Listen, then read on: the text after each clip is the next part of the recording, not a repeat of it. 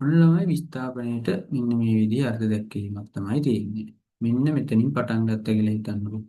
මෙයා මෙන්න මෙතනදී ඉවර කරා. මම මේ පරණ දේවල් පොඩි මතක් කිරීමක් කරන්නේ මෙන්න මේ වගේ පාරකින් යන්න පුළුවන්. ඒ වලින් දැන් B වලට ආයේ මෙහෙම යන්න පුළුවන්. ඔය කොහොම ගියත් ළමයි මෙයා A වලින් ඉඳන් B වලට යන්න තියෙන කෙටිම පාර වෙන්නේ මෙන්න මේක. ඔන්න ඕකට තමයි අපි විස්ථාපනය කියලා කියන්නේ.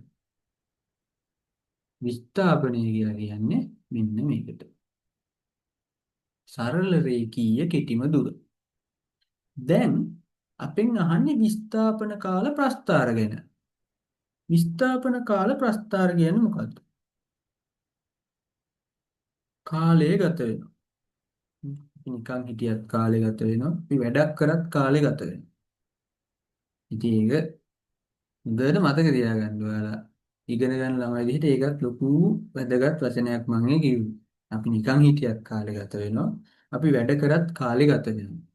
එතකොට අපි දැනගන්න ඕනේ මේ කාලය කියන එක කොච්චර වැදගත්ද. මේ හැම තැනම පාඩම් අස්සෙත් කියනවා කාලය කියන එක ගොඩාක් වැදගත්.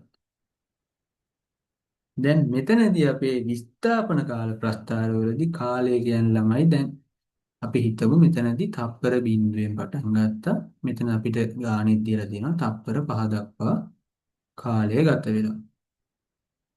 ඒ ගත වෙච්ච කාලය තුලදී වස්තුවක විස්ථාපනය කීය දක්වා වැඩි වෙලා? බිඳුවේ ඉඳන් මීටර් 15 දක්වා වැඩි වෙලා. මෙන්න අපිට දීලා තියෙනවා වම් පැත්තෙන් විස්ථාපන කාල ප්‍රස්ථාරයක්. ඒකේ y අක්ෂයෙන් අපිට විස්ථාපනයත් x අක්ෂයෙන් කාලයත් දැක ගන්න පුළුවන්. දැන් අපි මේ කාලක්ෂය බෙදමු. තප්පර 1යි මම තප්පර කියන එක ලියන්නේ නැහැ. මොකද මේ පැත්තේ දාලා තියෙනවා ඒකකේ. ඊරෝලේ දාලා තියෙනවා. අර ඒවා දැනන් ඉන්න ඕනේ මේ වෙද්දී. මොන තප්පර 2යි මොන තප්පර 3යි මොන තප්පර 4යි මොන තප්පර 5යි. ඕ කාලය ගත වුණා. අපි හිතමු මෙතන ඉඳන් මෙතෙන්ට මේ A වල ඉඳන් B වලට යන ගමන ගැන තමයි මේ විස්ථාපන කාල ප්‍රස්ථාරය අඳින්නේ කියලා. එතකොට මේ විස්ථාපනීය සම්පූර්ණ මීටර් 15යි. මේ දුර මේ සරල රේඛීය කෙටිම දුර වන විස්ථාපනීය මීටර් 15.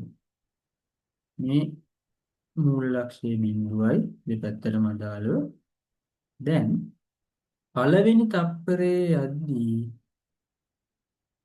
එයාගේ විස්ථාපනය මේ බිඳුව තප්පරයේදී බිඳුවයි.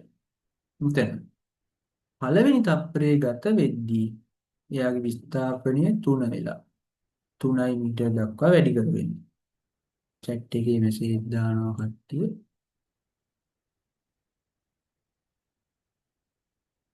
උත්තර ෆොටෝ ගහලා දාලා දිනා. හරි මම බලන්නම්.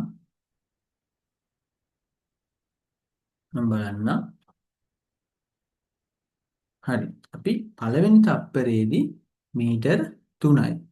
ඔන්න දෙවෙනි තප්පරේ අපිට ගත වෙනවා. දෙවෙනි තප්පරයේදී කීයද? මීටර් 6යි. ඊළඟට තුන්වෙනි තප්පරයේදී මීටර් 9යි. හතරවෙනි තප්පරයේදී කීයද ළමයි? දැන් ඔයාලට තේරෙන්න ඕනේ මීටර් 9 ඊළඟට 12.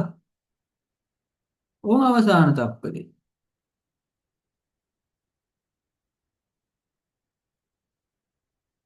මීටර් මෙතන අපි ප්‍රස්ථාරයෙන් වාදී මෙතන දිනනවා කියලා හිතන්න 15යි.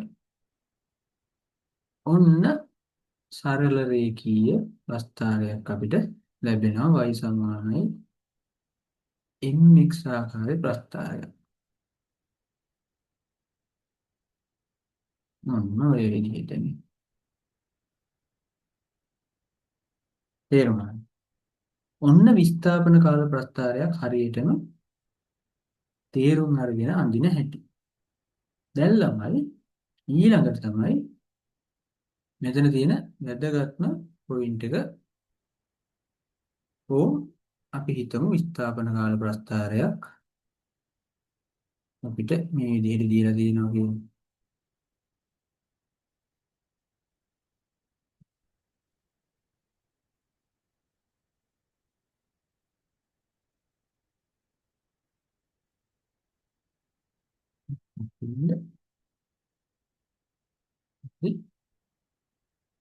මෙන්න මේ විදිහේ විස්ථාපන කාල ප්‍රස්තාරයක් අපිට දීලා තියෙනවා.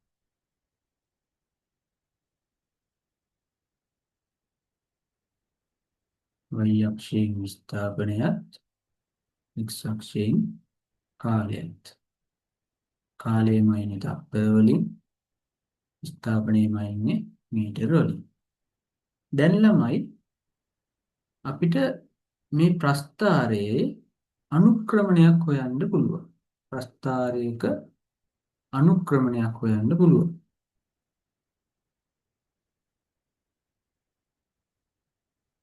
ප්‍රස්ථාරයක අනුක්‍රමණය හොයන්න ළමයි ඔයාලා ගණිතයේ ඉගෙන ගන්නවා y ඛණ්ඩාංක වෙනස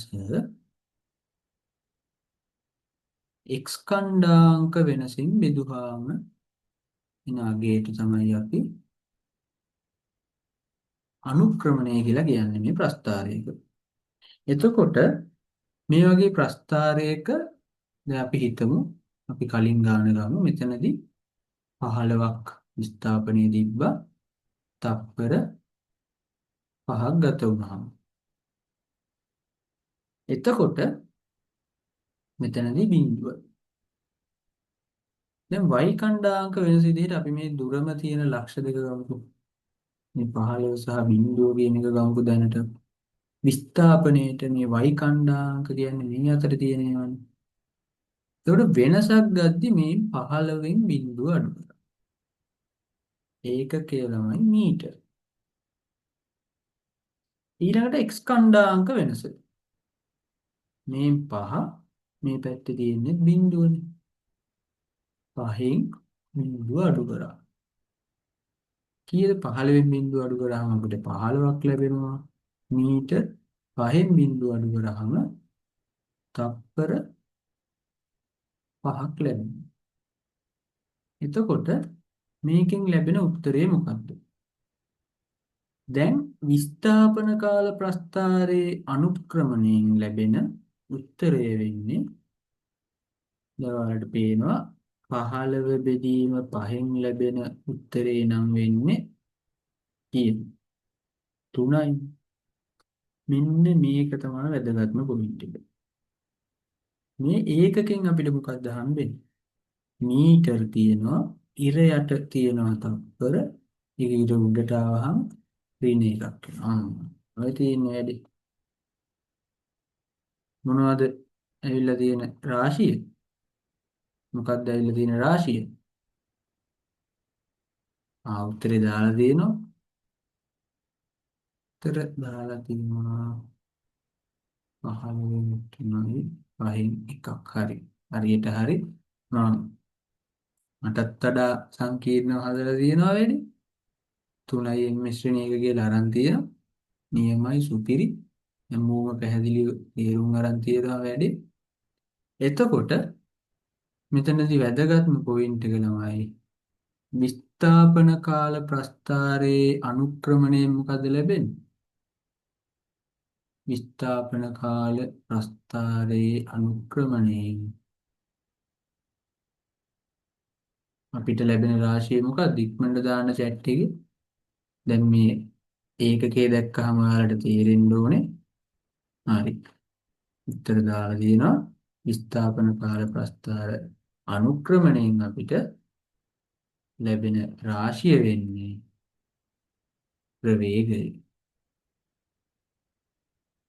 මම හිතනවා ඔයාලට මේක පැහැදිලි ඇති කියලා. දැන් තව දෙයක් තියෙනවා. මේ ප්‍රස්ථාරයෙන් අපිට තව තොරතුරක් ගන්න පුළුවන් මේ ප්‍රස්ථාරයේ යටතේ තියෙන වර්ගඵල. දැන් ළමයි මේ විස්ථාපන කාල ප්‍රස්ථාරයේ වර්ගඵලයෙන් මොනවා හරි තොරතුරක් ලැබෙයිද? අපි නිකමට මේ y දැන් මේ ටිකනේ අන්න ওই ටික ගමුකෝ. මේ යට වෙන වර්ගඵලය කියලා. හොඳට මතක තියාගන්න මේ දේවල් පටල ගන්න එපා. මම පට්ට පැහැදිලිව උගන්වන්නම්. අපි හිතමු මෙතනදී නාගි 3යි කියලා. කලින් ස්ලයිඩ් එකෙත් අපිට ගන්න පුළුවන්. 3යි නෙමෙයි අපි ඒක ගමු. මෙතන ටක් ඉන්න ඉරේස් එක.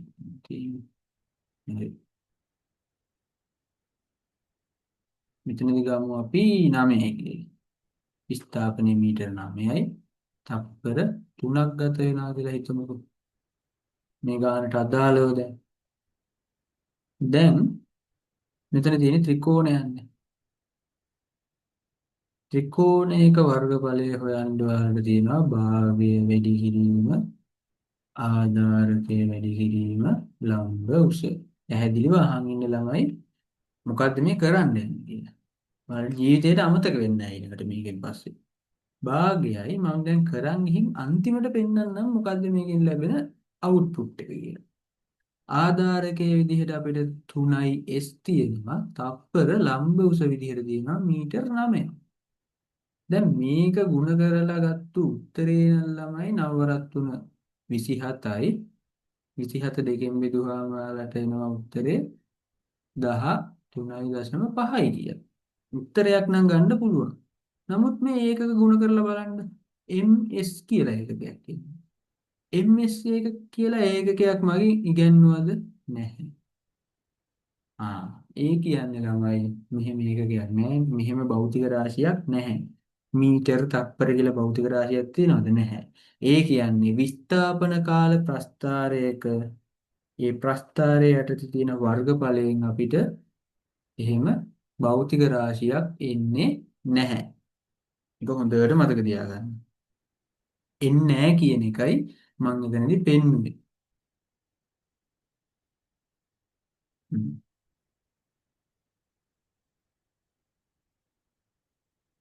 තේරුණාද?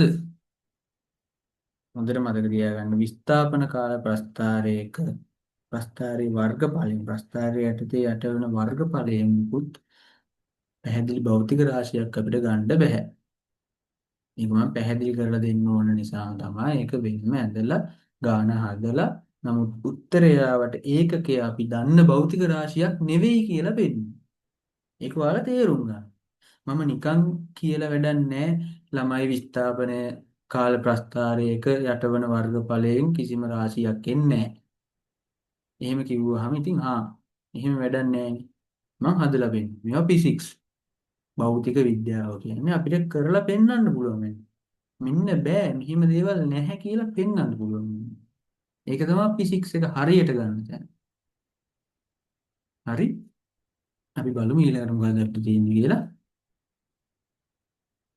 මම හිතනවා දැන් මෙතෙන් දක්වා පැහැදිලිව තේරිලා ඇති කියලා. ඉක්මනට chat එකේ දාන්න පැහැදිලිද වැඩේ කියලා. තේරුණාද? විස්ථාපන කාල ප්‍රස්ථාර වලින් ඔයාලට ලැබෙන්න පුළුවන් උපරිම ගාන ඕක තමයි. අනුක්‍රමණයෙන් ප්‍රවේගය ලැබෙනවා. ඊළඟට යටවන වර්ගඵලයෙන් කිසිම භෞතික රාශියක් අපිට ලැබෙන්නේ නැහැ කියන එක මෙතනදී මම පැහැදිලි කරලා දුන්නා. මම හිතනවා ඔයාලට දැන් මේක පැහැදිලි ඇති කියලා. හරි. ඊමයි පට්ට මරුවටම පැහැදිලිලු සතුටුයි ළමයි. මේක තමයි වෙන්න ඕනේ. කොල්ල බෙල්ලෝ ඔක්කොම ගොඩ යන්නයි ඕනේ. හරි. ඊළඟට බලමු. හරි. මොන්න අපෙන් ඊළඟ ප්‍රස්ථාර වර්ගය ප්‍රවේග කාල ප්‍රස්ථාර. යාර ප්‍රස්ථාර දේවල් අපි ඉගෙන ගත්ත විස්ථාපන කාල ප්‍රස්ථාරයකින් මොකද්ද වෙන්නේ කියන දේවල් අපි ඊළඟට ගණන් වලට වෙනම ඔයාලට කෙටි වීඩියෝවක් මම දාන්නම්. ඒ කියන්නේ YouTube එකට අප්ලෝඩ් කරන්න. මොකද මේ ගොඩාක් වෙලා යනවා නැත්තම් ඒව ඔයාලා පැහැදිලි කරලා බලා ගන්න YouTube එකට පුළුවන් විදිහට මම ඔයාලට බලන්න පුළුවන් විදිහට YouTube එකට අප්ලෝඩ් කරලා දෙන්න. හරි. දැන් අපි ප්‍රවේග කාල ප්‍රස්ථාර වලට යමු. ඊට කලින් ඉක්මනට දාන්න ළමයි chat එකේ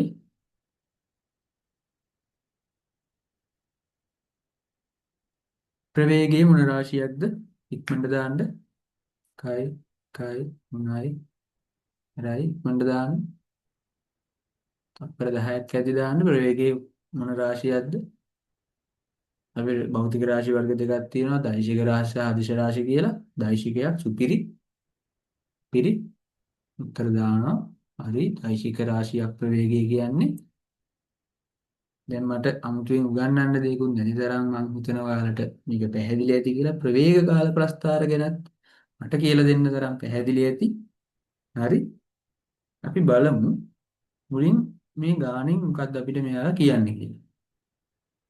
දැන් කාලය තප්පර 6ක් දක්වා වැඩි වෙලා.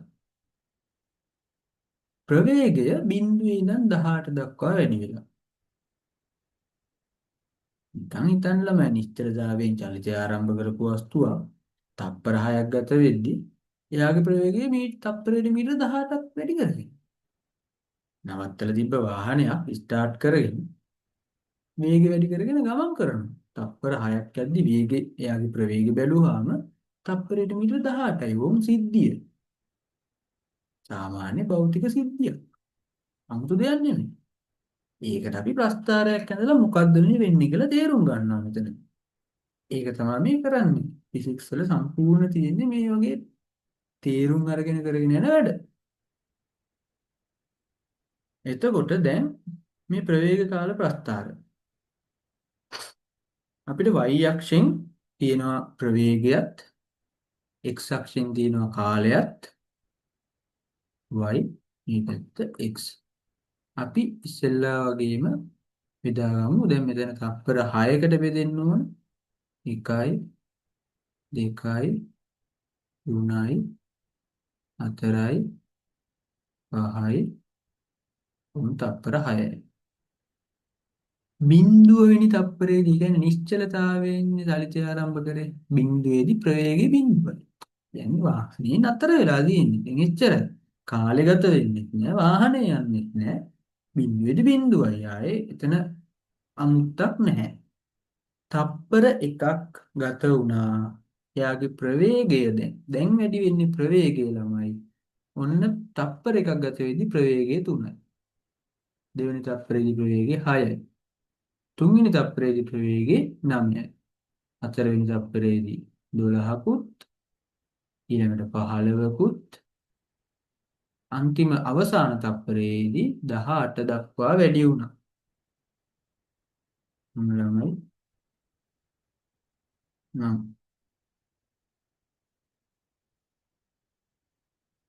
ප්‍රස්ථාරේ පුරවන්න හදන්නේ මම දන්නවා දැන් ඔයාලා පොලේ උත්තර ප්‍රස්ථාරේ හදලත් ඉවර ඇති. එතනින් එහා මම උගන්වන්න දේවලුත් ඉස්සරහට හදන දේවලුත් ඔයාලා ලියලා ඇති. ඒ තරම් කට්ටියට පැහැදිලි දැන් මේ වැඩේ. හරි. ඕම් බලන්න මෙන්න මේ විදිහේ අපිට ප්‍රස්ථාරයක් ලැබෙනවා. තේරුණාද? මේ පොඩ්ඩක් මේ එහෙම වෙලා තියෙන රූට්ටක් ගණන් ගන්න එපාය. මම දන්නවා ඔයාලා දැන් පට්ට පැහැදිලි තීරුම් අරන් ඉන්නේ කියලා. දැන් මෙතනදී ප්‍රවේග කාල ප්‍රස්ථාරයකදී අපි දැන් මුලින් විස්ථාපන කාල ප්‍රස්ථාරයකදී මේ විදිහට ඇඳගත්තානේ. මෙතනදිත් ඔයාලට මොන්න නිශ්චලතාවයෙන් චලිතය ආරම්භ කරන වස්තුව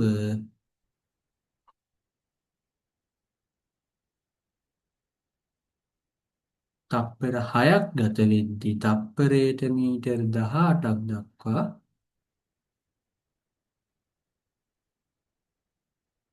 එයාගේ ප්‍රවේගය වැඩි කරගෙන. අමුත්තක් නැහැ. ඒක තමයි මේ ප්‍රස්ථාරයෙන් මං යන්නේ. දැන් මෙතනදී මේ ප්‍රස්ථාරේ අනුක්‍රමණය. ඉක්මනට දාන ළමයි අනුක්‍රමණින් මොකද්ද එන ඇත්තේ? උත්තරයක් දාලා තියෙනවා 3යි මිශ්‍රණ 2යි කියලා උත්තරේ එක්කම දාලා තියෙනවා. හරි. හරි අපි බලන්න එපයි මොනවද එන්නේ කියලා. ඔන්න අනුක්‍රමණය හොයන්න යන්න. මම දැන් කලිනුත් ඉගෙනුවා අනුක්‍රමණය හොයන්නේ y ඛණ්ඩාංක වෙනස x ඛණ්ඩාංක වෙනසෙන් බෙදලා කියන. දැන් මෙතනදී අපිට y ඛණ්ඩාංක වෙනස, ඒ කියන්නේ සිරස් ඛණ්ඩාංකයේ වෙනස විදිහට අපිට ගත්ත හැකි ළමයි 18 18යි m ශ්‍රේණියක ඍණ 0යි m ශ්‍රේණියක කියලා. ඊට පස්සේ x ඛණ්ඩාංක වෙනස විදිහට ගත්ත හැකි මේ තප්පර 6 ඍණ 0. 6යි තප්පර ඍණ 0.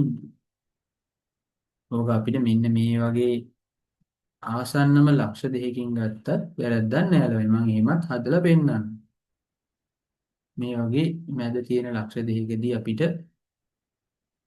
මේ විදිහේ අනුක්‍රමණය හොයන්න පුළුවන්. තේරුණාද? දැන් මෙතනදී මෙහෙම ගත්තම 18න් බිඳුවක් 18යි 6න් බිඳුවක් 6යි 18 බෙදීම 6යි මෙතන උඩ මිශ්‍රණ 1යි බෙදෙන්නේ තප්පර වලින් උඩට ගියාම තව මිශ්‍රණ එකක් වෙනවා මේක m මිශ්‍රණ 2යි. තරේ 3යි m මිශ්‍රණ 2යි අනුක්‍රමණයෙන් ලැබිලා තියෙන්නේ m මිශ්‍රණ 2 කියන ඒකකය. m මිශ්‍රණ 2කින් මයින් උපදලා වෙන පාටකින් ලියන්න. පාවිච්චි කරපු නිති පාටකින් ලියන්න. ඇඹිලි පාට. බදලමයි තොරණය. අන්න ප්‍රවේග කාල ප්‍රස්ථාරයක අනුක්‍රමණයෙන් අපිට ගන්න පුළුවන් ළමයි තොරණය. උත්තර දාලා සුපිරි මට පැහැදිලි කියලා මටත් පැහැදිලි මෙහිමයි වෙන්න ඕනේ. දැන් ඉක්මනට දාන්න බලන්න එහෙනම් chat එකේ මේ ප්‍රවේග කාල ප්‍රස්ථාරයක යට වෙන වර්ගඵලයෙන් ලැබෙන රාශිය මොකක්ද? ප්‍රවේග කාල ප්‍රස්ථාරයකට යට වෙන වර්ගඵලයෙන් ලැබෙන රාශිය මොකක්ද? අඳින්නම් ඔයාලට පැහැදිලි වෙන්න. මේන් අපේ ප්‍රවේගාක්ෂය, මේන් අපේ කාලාක්ෂය මේ විදිහේ ප්‍රස්ථාරයක් වෙනවා කියලා ගත්තොත්